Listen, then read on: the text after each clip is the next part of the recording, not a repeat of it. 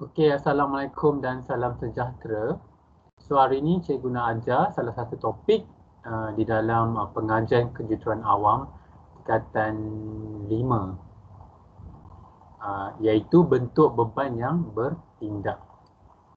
So dalam topik ini hanya dua contoh beban yang dibincangkan, iaitu yang pertama adalah beban titik ataupun dalam bahasa Inggeris adalah point load, dan juga beban teragih seragam ataupun dalam bahasa Inggerisnya adalah uniformly distributed load ataupun UDL. Okey, kita pergi kepada yang pertama dulu, iaitu beban titik. Secara amnya, secara generalnya, beban titik atau beban tumpu ialah bentuk beban yang paling mudah untuk kita analisiskan. Okey, beban ini merupakan beban yang bertindak pada suatu keluasan yang amat kecil dan menghampiri satu titik. Okey, contoh beban titik yang kita boleh lihat contohnya dalam rajah 1.36 ni adalah contohnya penyangkut yang dikenakan beberapa beban di bahagian bawah ni. So contohnya kita ada rentang ataupun rasuk di sepanjang L lah, kita boleh apa panggil, kita boleh wakilkan sebagai L lah. L panjang daripada point A kepada point B. Okey. So, biasanya dalam pengiraan dalam kejuruteraan awam ataupun secara matematiknya, kita kena tukarkan dia punya sistem ni kepada bentuk kita panggil free body diagram, FBD, gambar rajah jasad bebas, supaya senang kita nak buat pengiraan. Apa yang cikgu masukkan tadi adalah yang ni. Okey, tapi macam mana nak kita ke arah ni? Okey, contohnya tadi kita ada beban yang penyangkut ni, kita tukarkan dia kepada bentuk beban titik, iaitu diwakilkan sebagai P, itu point load. Okey, selepas daripada tu kita kena tengok di sokongan ataupun support A dan juga B ni apa jenis sistem support yang digunakan. Okey, dalam gambar rajah ni dia diberikan A dikenakan diletakkan sokong pin support, sokongan pin, dan B dikenakan sebagai roller support. Okey, bagi pin support ada dua daya tindak balas yang bertindak ke atas sokongan tersebut, iaitu daya kalau di sini kita wakilkan sebagai daya secara menegak, itu diwakilkan sebagai RAX, secara mendatar lah dalam paksi X. So kita ada dua paksi di sini, dia ada paksi X, dia ada paksi Y. So untuk pin support dia ada dua sistem daya yang bertindak ke atas sokongan tersebut, iaitu kita wakilkan sebagai RAX dan juga daya secara menegak RAY. Okey, bagi peringkat permulaan pengiraan, kamu jangan risaulah kenapa ni ke kanan, kenapa yang ni ke atas arah anak panah tersebut. Ianya bergantung kepada pengiraan akhir yang kita lakukan nanti. Pada masa akan datang kita akan tengok pengiraan macam mana kita nak kira RAX, RAY. Untuk permulaan ni kamu hanya assume atau anggap daya di pendatar RAX ni ke kanan dan daya Y ni ke atas. Okey. Sama juga macam B, ada daya yang bertindak ke atas B. Okey, kita guna dalam contoh ni kita guna roller support. Untuk roller support hanya satu daya saja yang bertindak ke atas sokongan tersebut, iaitu kita wakilkan sebagai RBY secara menegak. Okey, sama juga kita just anggap ni sebagai ke atas. So kena ingat pin support ada dua daya yang bertindak, daya secara mendatar dan ke atas. Untuk roller ada satu daya saja yang bertindak ke atas, ke support B contohnya. Okey, untuk nilai P tadi yang kita tengok pada awal tadi, P kan. Okey, contohnya dalam contoh ni dia bagi sebagai contohnya lah dalam soalan dia bagi 12 kilonewton. So 12 kilonewton ni akan bertindak di tengah-tengah rasuk itu tadi.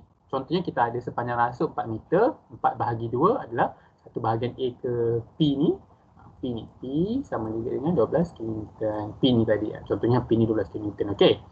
So A ke P adalah 2 meter dan P ke B ni adalah 2 meter juga. So selepas kita lukiskan free body diagram ni, barulah kita boleh mulakan pengiraan. Okey, kita akan lakukan pengiraan pada masa akan datang, saya akan tunjuk. Okey, Kita pergi kepada beban yang kedua, iaitu beban teragih seragam. Apa tu beban teragih seragam? Beban teragih seragam ialah suatu beban yang bertindak seragam di sepanjang rentang ataupun rasuk. Dia ada seragam kalau kamu tengok tadi. Kalau kamu tengok beban titik, ni ada satu titik saja kan. Tapi beban teragih seragam jadi banyak. Titik-titik daya tu bertindak di sepanjang rasuk ni tadi, daripada A kepada B. Okey. Contoh beban teragih seragam yang paling mudah ialah lantai. Kenapa lantai? Sebab dia ada luas. Sebenarnya kita ada dia punya lebar dia B, kita ada punya panjang dia ataupun D ataupun L kat sini, D contohnya. Dia ada luas. So, kita wakilkan lantai ni sebagai beban teragih seragam. Dan beban teragih seragam ni kita wakilkan sebagai W dan unit dia adalah kilonewton meter. Kalau P tadi beban titik kita unit dia kilonewton, untuk beban teragih seragam unit dia adalah kilonewton per meter. Okey, contohnya tetapi beban teragih seragam juga boleh diwakilkan sebagai beban titik. Macam mana? Okey, contohnya lah kita ada point A, point B. Okey, contoh ni sama macam contoh sebelum ni. Di sokong di A adalah pin support dan sokong di B adalah roller support. Contohnya kita wakilkan sepanjang A ke B ni sebagai L lah. Dalam soalan pemeriksaan, L ni mungkin dalam bentuk nombor 4 meter, 6 meter, 12 meter, tapi dalam contohnya dia ada wakil sebagai bentuk huruf sahaja, itu L, jangan bimbang. Okey, macam mana kita nak tukarkan beban teragih seragam kepada beban titik? Okey, senang sahaja, kita hanya perlu darabkan keamatan beban teragih seragam W tadi dengan jumlah panjang daripada A ke B. Maknanya W didarabkan juga dengan L. So, bila W didarabkan dengan L, kamu akan dapat beban titik yang bertindak di tengah-tengah rentang atau di tengah rasuk di antara A ke B. Dan unit daripada kilonewton per meter tadi akan bertukar kepada kilonewton. So, W tadi kita ada kilonewton per meter.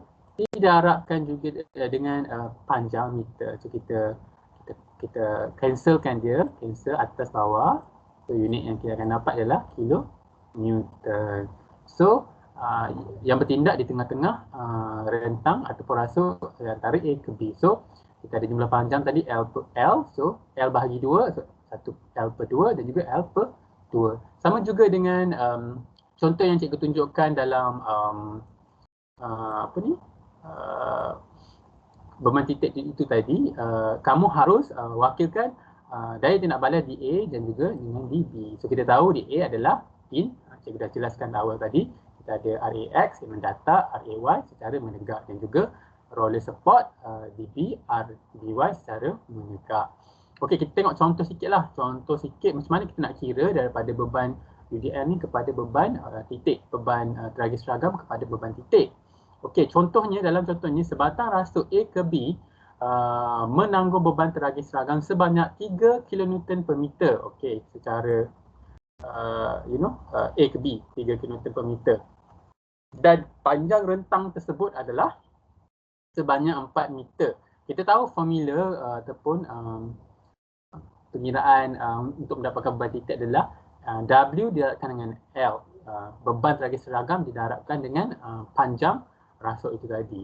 Okey, kita ada beban teragih seragam sebanyak 3 kN per meter dan kita ada panjang rasuk sebanyak 4 meter.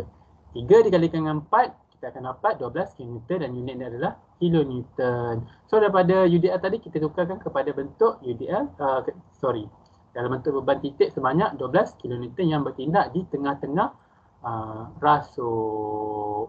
Jadi itu sahaja contoh yang mudah yang cikgu boleh tunjukkan pada hari ini. Jika kamu ada sebarang komen, permintaan ataupun masalah berkaitan dengan topik-topik di sekolah kamu, kamu boleh tulis di ruangan di bawah dan juga ataupun email kepada cikgu seperti yang tertulis di ruangan deskripsi di bawah. Jadi itu sahaja pada hari ini. Terima kasih kerana menonton